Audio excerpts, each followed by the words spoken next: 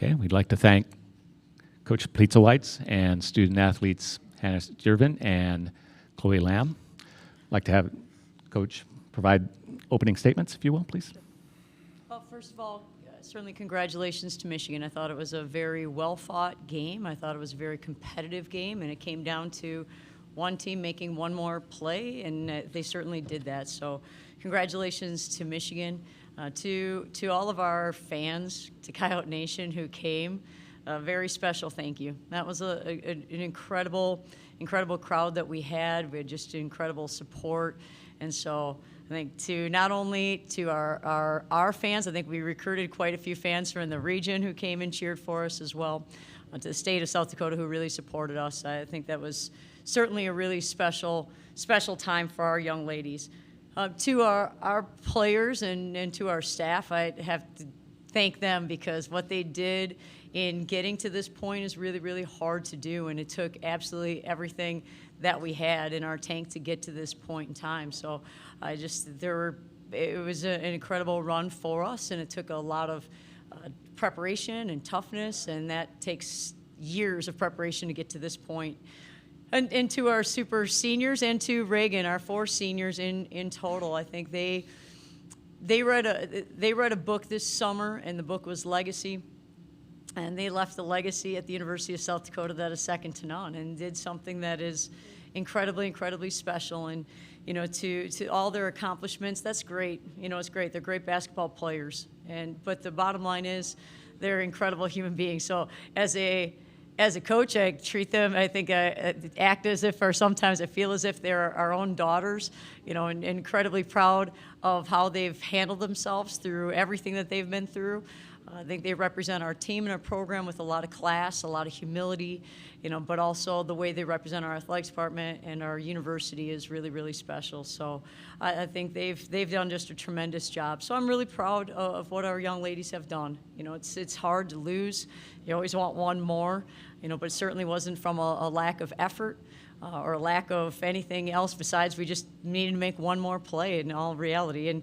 And sometimes in the game of basketball, things kind of go your way. You get a break here or there, and we probably just didn't get enough of those things either to go our way, and so that makes it a little bit tough. But, to go on the road and to beat Ole Miss was really a challenge for us physically to be able to do that. And then to turn around and take on Baylor was really physically a challenge for us.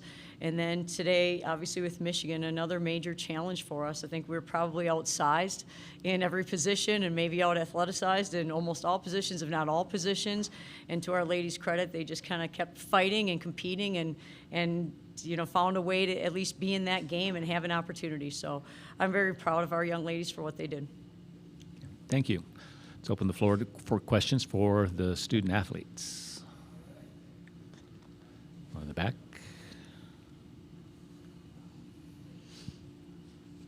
Jay Elson from Midco Sports. Hannah and Chloe both talked a lot about legacy, and Coach just mentioned that too. When you think back on, I know it's early and it's fresh, but how do you want people to remember your legacy and what you ladies have done? Hannah, why don't you start off?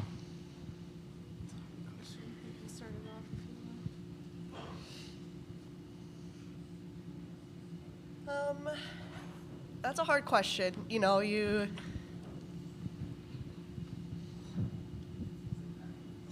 don't know. You want people to remember again the type of people you are, not only the type of basketball players you are. I'm sorry, I knew this was going to happen. And not only am I proud of Hannah and myself and our group of seniors, but our entire team, our coaches do everything they can. But I hope people think that we may be good on the basketball court, but we're good people too. I agree with Chloe, and just knowing what goes into getting yourself and your team here. It's not one or two players. It's not just the coaches. It's a whole community of what we are in Vermillion, and I hope people remember how we were able to create that, and it wasn't just us, and that they keep showing up for women's basketball and keep doing that for the next generation. Another question up here.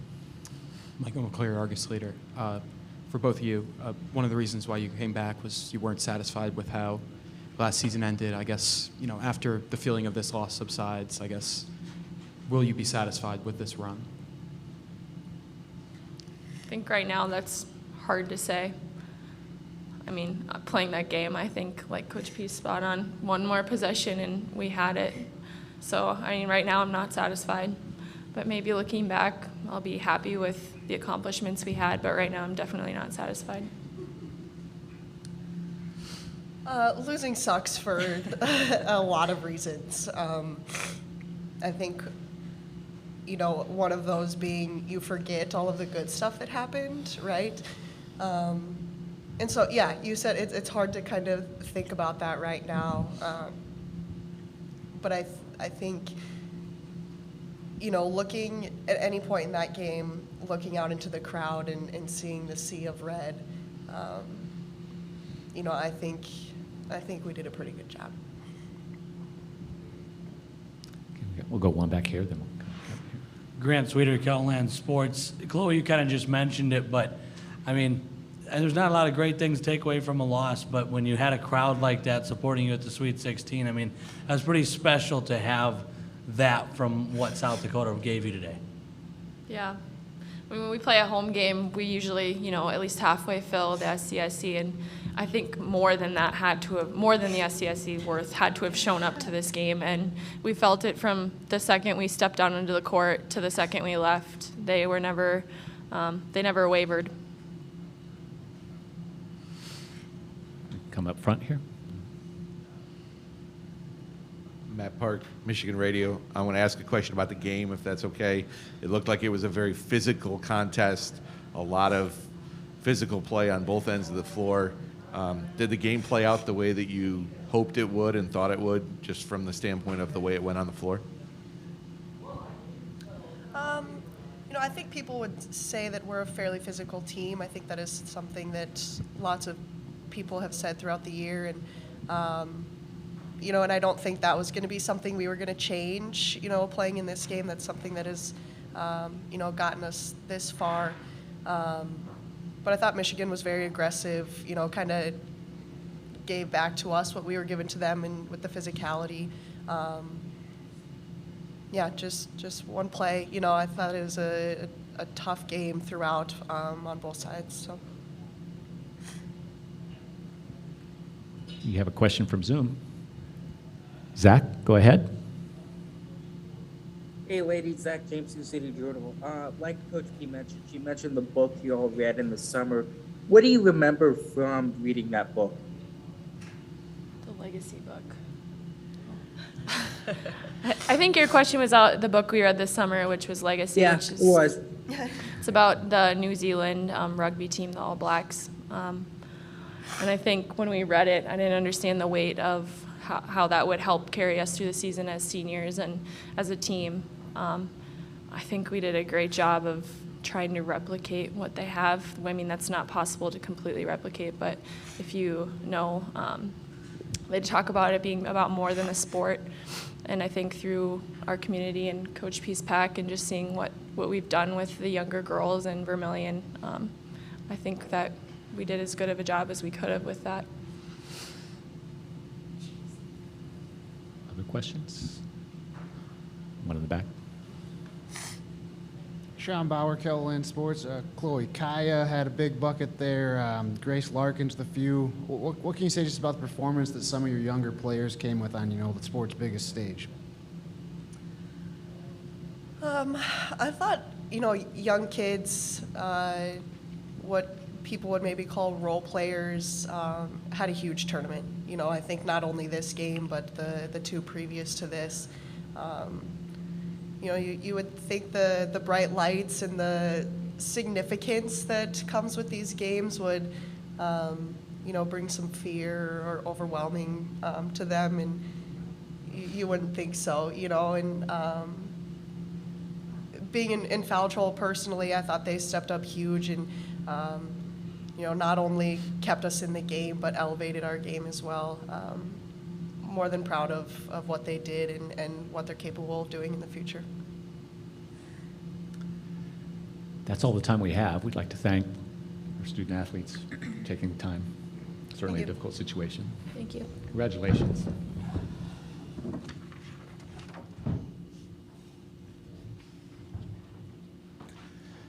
Now we'll open it up for questions for Coach Plitzwitz. Start off in the back.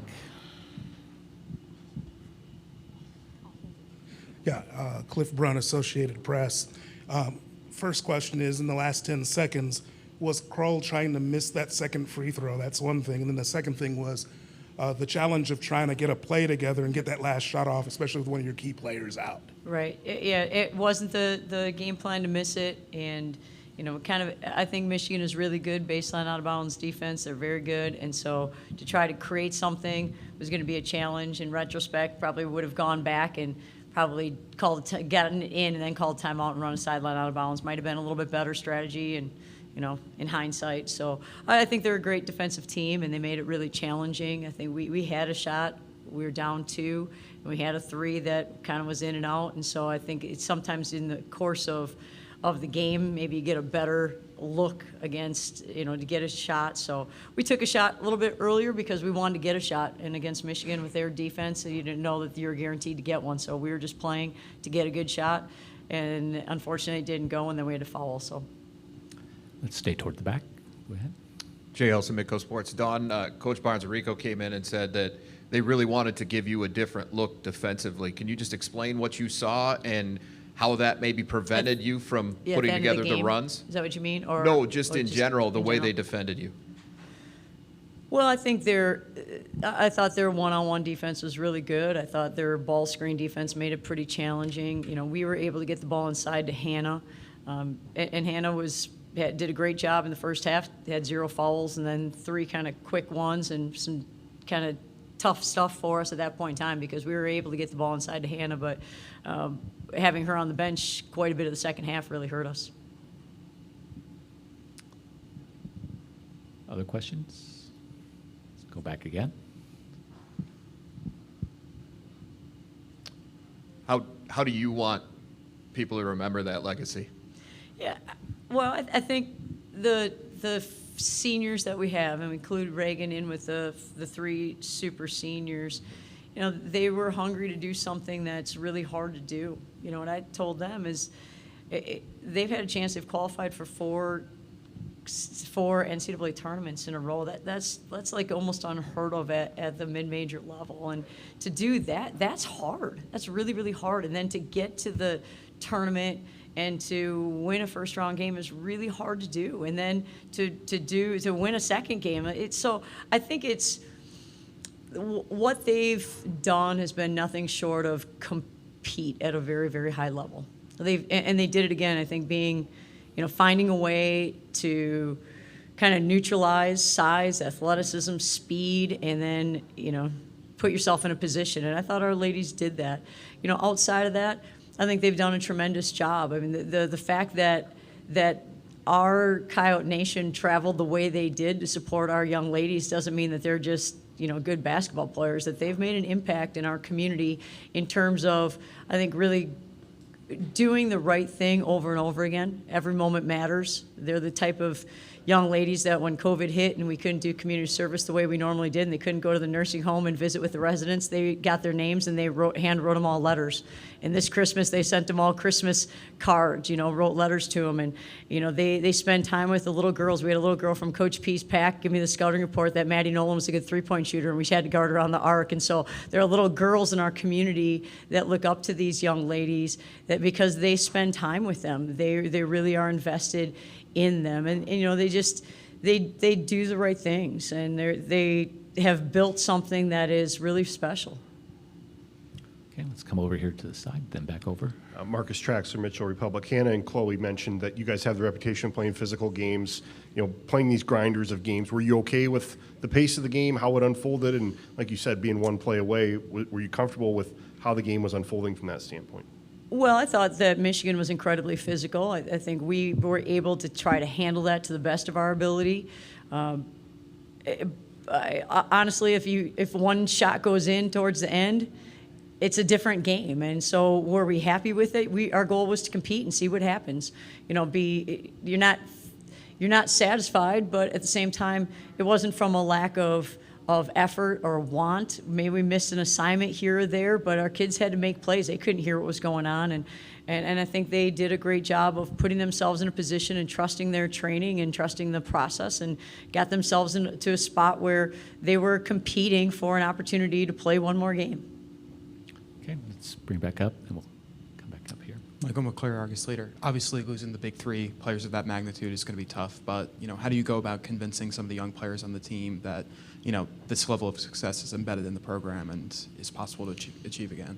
Well, I think being here is something that they certainly don't take for granted, and I think it's something that, when the time is right, and the time's not right now, they'll get back at it, and now they've tasted it, and they know what it feels like to be here, but they also know what it feels like to face defeat, and so I think they will be really hungry. We've got very competitive young ladies, so I think they will learn from it, and they will grow from it. Okay, right, come right here in front. Yeah, Coach Michelle Vopel, ESPN.com. Congratulations to you and your program. We were very close to the first time ever in women's tournament history having 2 double-digit seeds in the Elite Eight. Creighton winning last night, you guys coming so close. How important do you think this tournament was from that standpoint of the continual growth, and how important is it to you that South Dakota has been such a big part of that?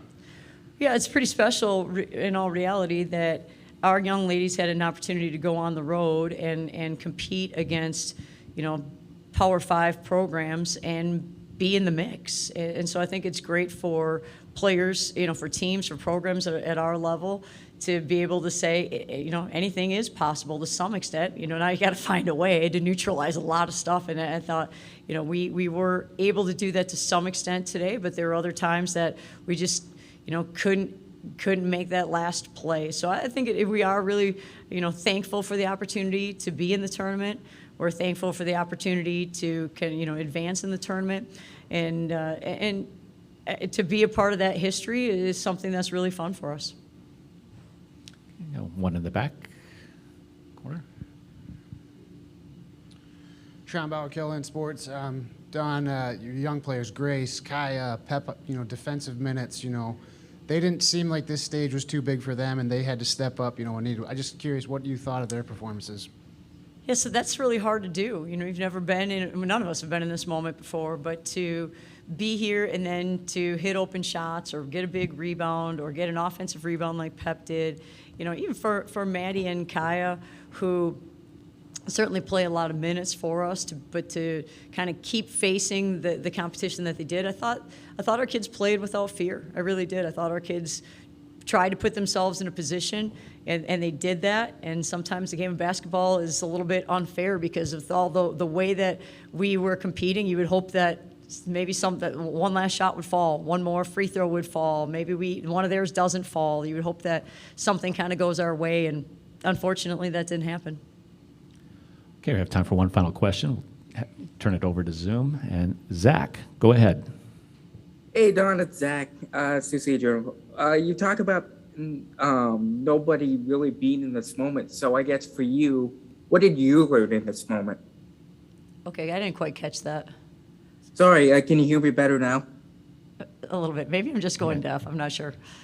Try again. No, you're not. What did you learn from this moment, from this stage, being in the Sweet 16 the first time? Well, I guess a good question. I think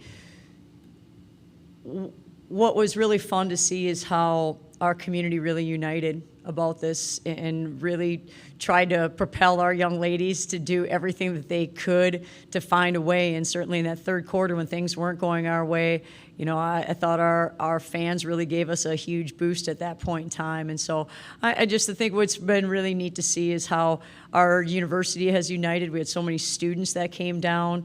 We had our pep band, our spirit squad, and they've just been so into it, man. They're playing in the hotel lobby. They've got that pop shot, like they're getting ready for the game. Maybe they feel like they're going to make a shot for us or something, but they're all in and they're really invested in it. So I think it's been great to see our community really unite around this kind of special team and this special opportunity. Okay, thank you, Coach. Thank you. Appreciate it. Thank everyone. As a reminder, locker rooms are closed to all media members after the game. If you wish to interview student athletes or coach not brought to the press conference, please contact that school's SID. And a note that the recording of this press conference will be available in the NCAA Digital Media Hub at www.ncaa.veritone.com. Transcripts are provided by ASAP and will be posted shortly. Thanks again, everyone.